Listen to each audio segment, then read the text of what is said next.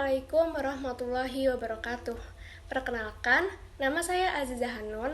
Saya berasal dari kelompok Praktikum A2 yang dibersami oleh KI Indismas sebagai asisten laboratorium. Pada kesempatan kali ini, saya akan melakukan percobaan mandiri yang berjudul reologi. Percobaan pertama, mengenali aliran Newtonian. Telah tersedia sebuah sendok dan satu gelas yang berisi setengah air. Kemudian diaduk secara perlahan-lahan dan dipercepat pengadukannya. Dapat dirasakan setelah dipercepat pengadukannya, viskositas dari fluida akan berubah menjadi ringan. Fluida Newtonian atau istilah yang diperoleh dari nama Isaac Newton adalah suatu fluida yang memiliki kurva tegangan atau regangan yang linier. Contoh umum dari fluida yang memiliki karakteristik ini adalah air. Keunikan dari fluida Newtonian adalah fluida ini akan terus mengalir sekalipun terdapat gaya yang bekerja pada fluida. Hal ini disebabkan karena viskositas dari suatu fluida Newtonian tidak berubah ketika terdapat gaya yang bekerja pada fluida.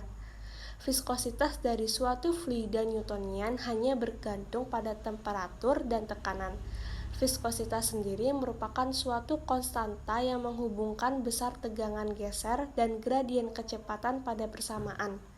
Pada fluida jenis ini, viskositas fluida akan berubah bila terdapat gaya yang bekerja pada fluida, seperti pengadukan. Persamaan pada fluida Newtonian. Konstanta yang menghubungkan tegangan geser dan gradien kecepatan secara linier dikenal dengan istilah viskositas. Persamaan yang menggambarkan perlakuan fluida Newtonian seperti gambar di atas. Viskositas pada fluida Newtonian secara definisi hanya bergantung pada temperatur dan tekanan dan tidak bergantung pada gaya-gaya yang bekerja pada fluida.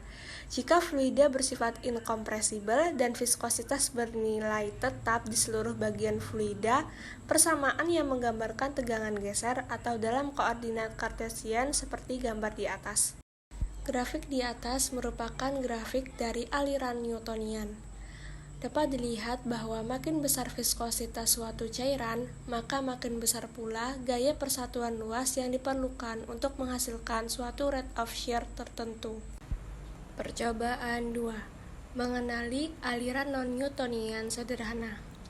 Percobaan A. Aliran non-Newtonian plastik.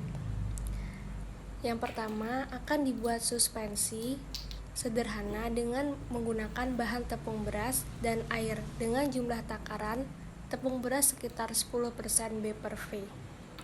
Di sini saya menggunakan sekitar 2 sendok teh tepung beras dan 90 ml air untuk membuat suspensi sederhana.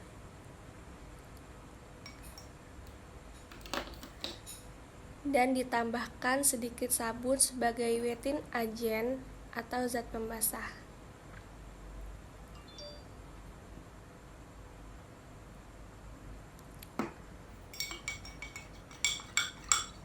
Lalu diaduk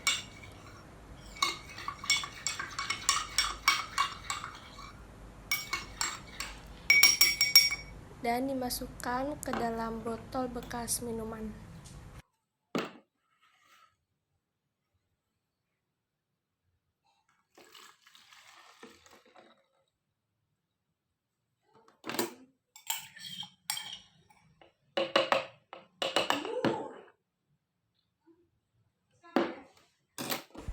Lalu ditutup dan didiamkan selama beberapa detik hingga terdapat endapan.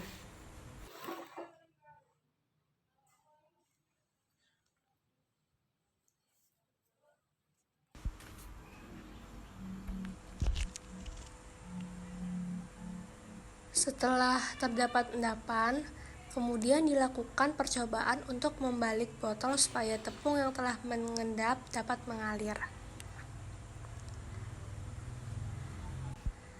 Dapat dilihat bahwa cairan tersebut dapat mengalir dengan baik dengan cara membolak-balikan botol. Aliran plastis berhubungan dengan adanya partikel-partikel yang tersuspensi dalam suspensi pekat. Adanya yield value disebabkan oleh adanya kontak antara partikel-partikel yang berdekatan disebabkan oleh adanya gaya van der Waals yang harus dipecah sebelum aliran dapat terjadi. Akibatnya, yield value merupakan indikasi dari kekuatan flokulasi. Makin banyak suspensi yang terflokulasi, makin tinggi yield value-nya. Kekuatan friksi antar partikel juga berkontribusi dalam yield value. Ketika yield value terlampaui atau shear stress di atas yield value, sistem plastis akan menyerupai sistem Newton.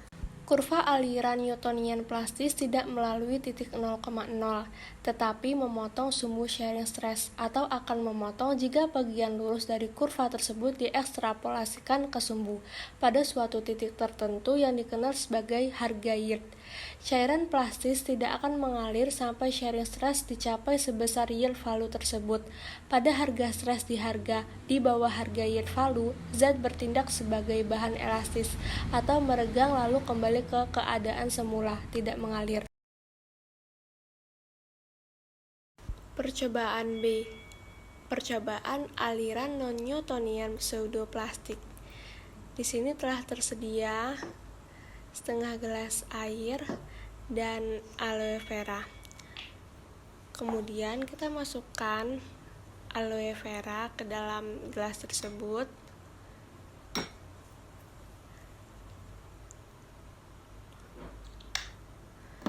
Kemudian kita aduk secara perlahan-lahan, kemudian dipercepat. Dapat dirasakan bahwa viskositas dari aliran tersebut berkurang dengan meningkatnya rate of shear. Aliran pseudoplastis ditunjukkan oleh beberapa bahan farmasi, yaitu gom alam dan sintetis, seperti dispersi cair dari tragacans, natrium alginat, metil selulosa, dan natrium karboksimetil selulosa. Aliran pseudoplastis diperlihatkan oleh polimer-polimer dalam larutan.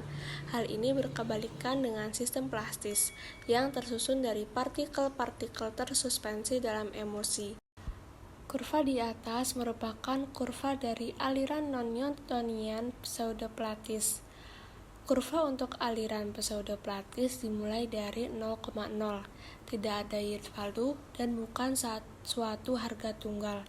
Viskositas aliran pseudoplastis berkurang dengan meningkatnya rate of shear. Reogram melengkung untuk bahan-bahan pseudoplastis ini disebabkan adanya aksi shearing terhadap molekul-molekul polimer atau suatu bahan berantai panjang. Dengan meningkatnya shearing stress, molekul-molekul yang secara normal tidak beraturan mulai menyusun sumbu yang panjang dalam arah aliran. Pengarahan ini mengurangi tahanan dari dalam bahan tersebut dan mengakibatkan rate of shear yang lebih besar pada tiap shearing stress berikutnya. Percobaan terakhir, yaitu percobaan aliran non-Newtonian dilatan. Yang pertama, kita akan membuat suspensi sederhana dari tepung dan air dengan jumlah tepung kurang lebih sekitar 60% B per V. Di sini saya menggunakan kurang lebih 12 sendok teh tepung beras dan 40 ml air.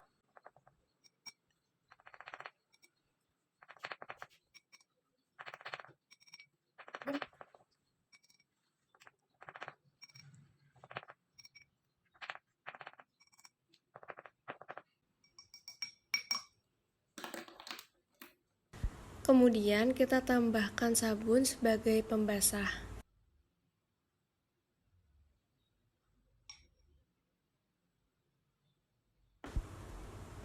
Lalu diaduk dengan menggunakan sendok secara perlahan.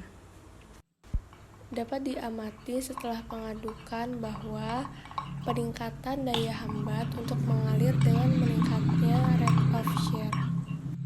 Aliran dilatan terjadi pada suspensi yang memiliki presentase zat padat terdispersi dengan konsentrasi tinggi. Terjadi peningkatan daya hambat untuk mengalir, viskositas, dengan meningkatnya rate of shear. Jika stres dihilangkan, suatu sistem dilatan akan kembali ke keadaan fluiditas aslinya. Pada keadaan istirahat, partikel-partikel tersebut tersusun rapat dengan volume antar partikel pada keadaan minimum. Tetapi, jumlah pembawa dalam suspensi ini cukup untuk mengisi volume ini dan membentuk ikatan, lalu memudahkan partikel-partikel bergerak dari suatu tempat ke tempat lainnya pada rate of shear yang rendah. Pada saat shear stress meningkat, bulk dari sistem itu mengembang atau memuai, dilat. Hal itu menyebabkan volume antar partikel menjadi meningkat dan jumlah pembawa yang ada tidak cukup untuk memenuhi ruang kosong tersebut. Oleh karena itu, hambatan aliran meningkat karena partikel-partikel tersebut tidak dibasahi atau dilumasi dengan sempurna lagi oleh pembawa. Akhirnya, suspensi tersebut menjadi pasta yang kaku. Istilah dilatan dikaitkan dengan meningkatnya volume. Aliran ini biasanya dimiliki oleh suspensi yang berkonsentrasi tinggi, di atas 50% dari partikel yang terdeflokulasi.